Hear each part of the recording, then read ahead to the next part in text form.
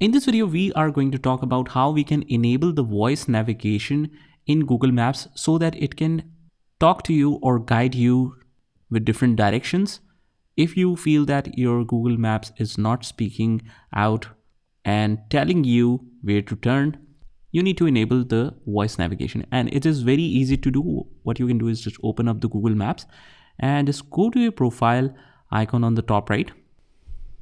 And from here, we want to turn to settings. Go here and click on the settings. And from here, we have different areas. We will go to the navigation area. Just click on that. So if the sound and voice is set to muted on the mute state, it will not speak out the navigation.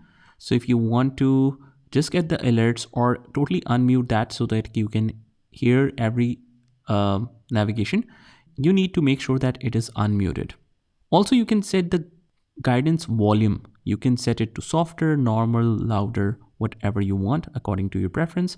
And the voice selection can be made here. Just click on this. And if you want it to enable a different language for your navigation, you can set it here.